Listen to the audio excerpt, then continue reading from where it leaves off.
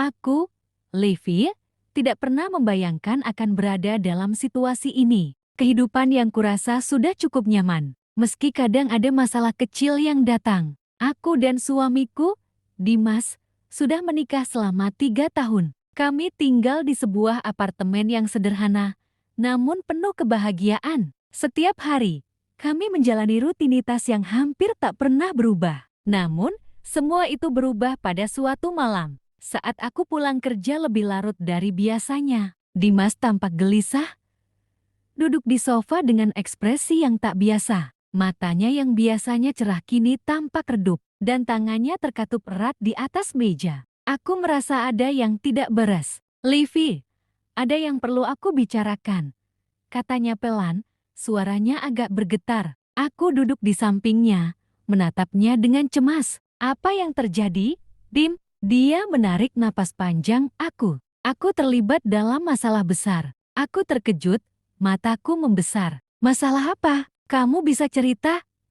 "Dim, aku di sini untukmu." Dimas menunduk, seolah mencari kata-kata yang tepat. Aku merasa jantungku mulai berdebar. Aku tahu, jika dia sudah mengatakannya dengan cara seperti itu, masalah ini pasti sangat serius. "Aku berhutang banyak uang pada seseorang, Livi.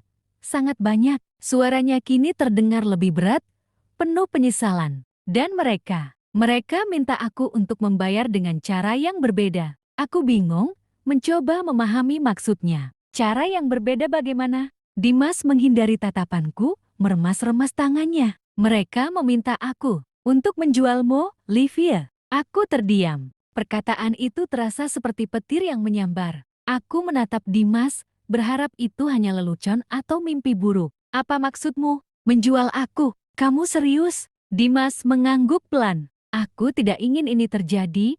Aku tidak ingin melibatkanmu dalam semua ini. Tapi mereka bilang, jika aku tidak menyerahkanmu, mereka akan lebih menyakitiku. Dan aku tidak tahu harus bagaimana." Hatiku terasa hancur mendengar kata-kata itu. Suamiku, orang yang kucintai, bersedia menjualku demi uang. Rasanya tubuhku mulai lemas. Tidak ada kata yang keluar dari mulutku selain desahan pelan. "Kamu ingin menjualku?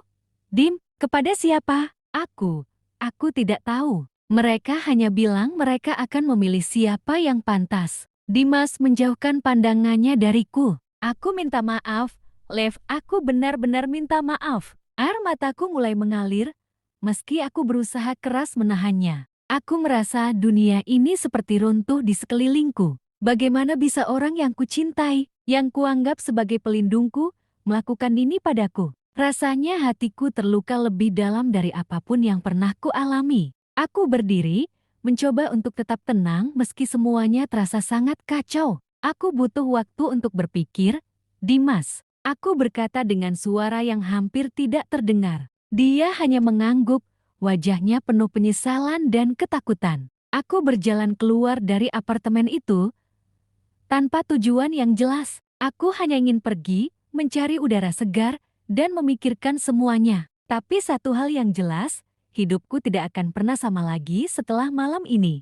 Tapi apakah aku akan membiarkan ini terjadi? Apakah aku bisa menerima kenyataan bahwa suamiku rela menjualku demi menyelamatkan dirinya sendiri? Dengan langkah yang berat, aku meninggalkan apartemen itu. Langit malam seakan menelan seluruh tubuhku. Sementara pikiran dan perasaan berkelana dalam kebingungannya sendiri. Apa yang harus kulakukan selanjutnya? Aku belum tahu jawabannya. Langkah-langkahku terasa berat, meskipun aku tidak tahu harus kemana. Malam itu, udara di luar terasa lebih dingin dari biasanya, seolah ikut merasakan kegelisahanku. Aku duduk di taman kecil dekat apartemen, mencoba mencerna segala yang baru saja aku dengar. Dimas, suamiku yang sudah 3 tahun bersamaku, tiba-tiba menjadi seseorang yang sangat asing. Hanya satu kalimatnya yang terus berputar di pikiranku. "Aku harus menjualmu, Livia." Apa yang sedang terjadi? Mengapa ini harus terjadi pada aku?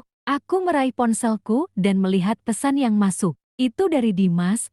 Aku ragu untuk membacanya, tapi akhirnya aku membuka pesan itu. "Lev, aku minta maaf. Aku tidak ingin menyakiti kamu, tapi aku terjebak, aku terdesak. Aku sudah mencoba segala cara untuk membayar hutang itu, tapi mereka tidak memberi pilihan lain. Aku menggigit bibir, mencoba menahan air mata yang tak bisa kuhentikan. Keputusan ini tak hanya melibatkan aku, tapi juga harga diriku, harga diri kami sebagai pasangan. Aku merasa seperti aku sudah kehilangan semua kendali atas hidupku sendiri. Aku menghapus pesan itu, melemparkan ponsel ke samping. Tidak ada yang bisa menjelaskan bagaimana perasaan ini. Aku ingin berteriak, ingin memukul sesuatu, tapi tubuhku terlalu lelah untuk itu. Semua yang aku inginkan saat itu adalah mencari jalan keluar dari kebingunganku. Aku akhirnya memutuskan untuk pulang. Aku harus berbicara dengan Dimas, meskipun hatiku terasa sangat rapuh.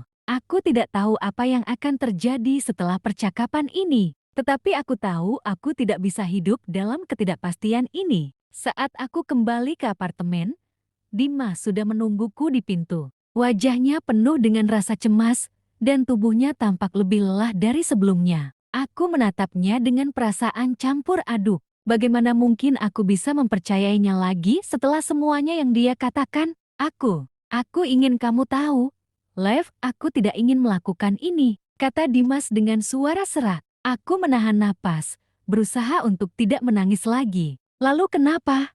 Dim, kenapa kamu memilih untuk menyerahkan aku? Aku bukan barang yang bisa kamu jual begitu saja. Dimas menunduk, tampak sangat terpukul. Aku tidak punya pilihan. Mereka mengancam akan membunuhku.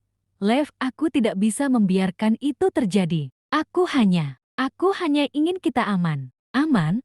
Suaraku bergetar. Apa kamu yakin dengan keputusanmu? Kamu malah menyakiti aku lebih dari yang mereka bisa lakukan. Dimas terdiam. Aku bisa melihat rasa bersalah yang mendalam di matanya. Aku tidak tahu apa yang harus aku lakukan. Aku merasa seperti dunia ini menghancurkan kita, Lev. Aku merasa perasaan itu saling beradu di dalam dada. Di satu sisi, aku merasa sangat marah dan kecewa. Tapi di sisi lain, aku tahu Dimas juga sedang terjebak dalam keadaan yang sangat sulit. Hutang yang terjerat, ancaman yang mengintai, dan rasa takut yang menyelimuti hatinya. Apa yang harus aku lakukan?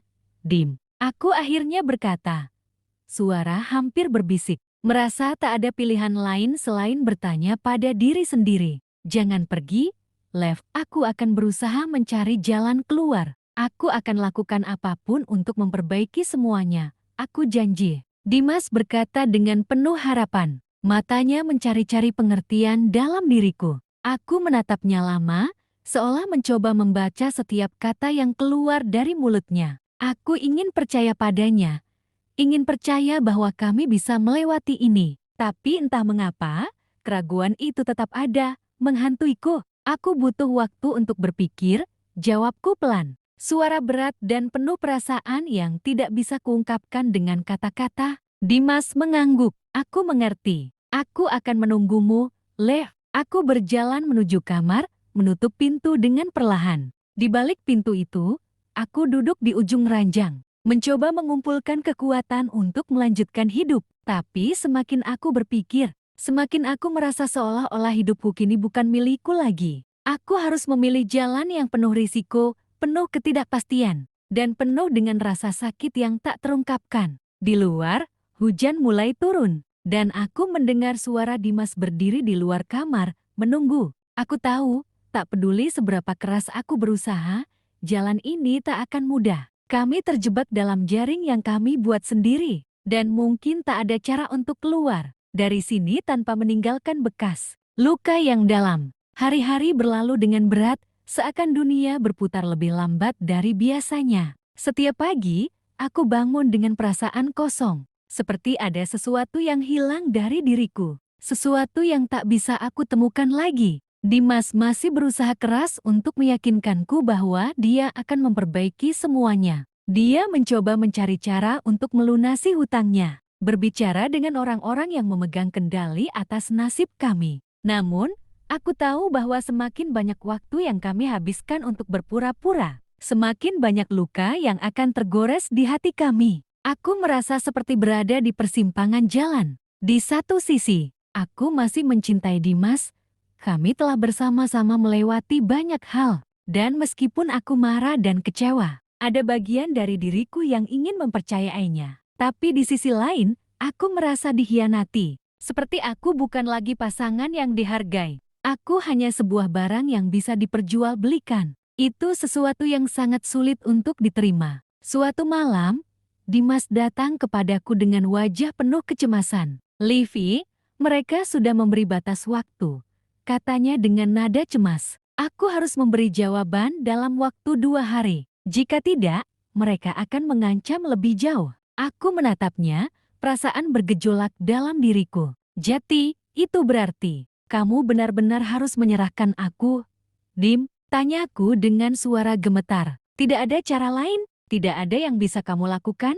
Dimas tampak tertekan, menggigit bibirnya. "Aku tidak ingin ini terjadi, Lev. Aku ingin kamu tetap bersamaku. Tapi aku tidak tahu apa yang akan terjadi jika aku menolaknya." Aku terdiam, mencoba mengendalikan diri. Berpikir jernih di tengah kebingunganku terasa mustahil. Hatiku mengatakan satu hal, tapi rasanya tubuhku mulai lelah untuk menerima kenyataan ini. "Aku tidak bisa hidup seperti ini, Dim," jawabku dengan pelan. Suara bergetar. "Aku tidak tahu apa yang harus kulakukan, tapi aku tidak bisa jeti barang daganganmu." Dimas menunduk, air matanya mulai mengalir. "Aku sangat menyesal, Lev. Aku benar-benar tidak ingin ini. Aku ingin kita kembali seperti dulu. Tapi semua itu sudah terlambat. Terlalu banyak rasa sakit yang telah tertanam. Terlalu banyak ketidakpastian yang mengelilingi kami. Aku tahu, kami harus membuat keputusan. Keputusan yang akan mengubah jalan hidup kami selamanya." Dengan hati yang berat, aku akhirnya berdiri. "Aku tidak bisa tinggal di sini lagi, Dim," kataku dengan mantap. Meski hatiku meronta-ronta, aku butuh waktu untuk menyembuhkan diriku sendiri. Dimas tidak berkata apa-apa. Dia hanya menatapku. Wajahnya penuh penyesalan. Aku bisa merasakan ketakutan yang dia rasakan. Tetapi aku juga tahu bahwa aku tidak bisa terus-terusan menjadi bagian dari dunia yang dipenuhi dengan ketidakpastian dan ketakutan ini. Aku berjalan keluar dari apartemen itu, meninggalkan Dimas di sana dengan segala masalah yang mengikatnya. Air mata mengalir tanpa bisa kucegah. Aku tidak tahu kemana aku harus pergi, tapi yang jelas, aku harus menjauh dari semuanya untuk sementara. Aku ingin mencari diriku sendiri, ingin menemukan kekuatan yang hilang dalam diriku. Hari-hari berikutnya aku habiskan dengan banyak berpikir. Aku mulai mencari pekerjaan baru, mencoba membangun hidup baru tanpa bayang-bayang masa lalu yang menghantui. Aku mulai merasa sedikit lebih baik, meski bayang-bayang Dimas selalu ada di setiap langkahku. Kami tidak saling menghubungi, dan meskipun rasanya aku merindukannya, aku tahu aku harus membuat keputusan besar tentang hidupku. Namun, suatu hari, setelah hampir seminggu tidak ada kabar darinya, ponselku berdering. "Itu Dimas." Aku ragu sejenak, tapi akhirnya aku mengangkatnya. "Lev, aku minta maaf. Aku sudah memberanikan diri untuk menolaknya." Suaranya terdengar terputus-putus. "Aku tidak bisa menjualmu. Aku akan mencari cara untuk melunasi hutang-hutangku. Tapi aku tidak akan pernah membuatmu merasa seperti itu lagi. Aku janji, Lev." Aku terdiam. Hatiku berdebar. Ada rasa harapan yang muncul dalam diriku, tetapi juga rasa takut. "Dim, aku tidak tahu apa yang akan terjadi setelah ini. Aku tidak tahu apakah aku bisa kembali padamu begitu saja." "Aku mengerti," jawab Dimas. "Tapi aku ingin kamu tahu, aku akan berjuang untuk kita. Aku akan melakukan apapun untuk bisa mendapatimu kembali." Aku menutup telepon itu dengan perasaan yang campur aduk. Aku masih mencintainya, tapi aku juga tahu bahwa hidupku harus kembali ke tanganku sendiri. Aku harus belajar untuk memilih, untuk tidak hanya mengikuti apa yang orang lain tentukan untukku. Keputusan ini bukanlah akhir dari segalanya, tetapi awal dari sebuah perjalanan baru. Aku tidak tahu apa yang akan terjadi di masa depan, tapi satu hal yang pasti, aku akan terus berjuang untuk diriku sendiri. Dan entah apa yang akan terjadi dengan Dimas, aku akan menghadapi setiap langkah hidup ini dengan kepala tegak.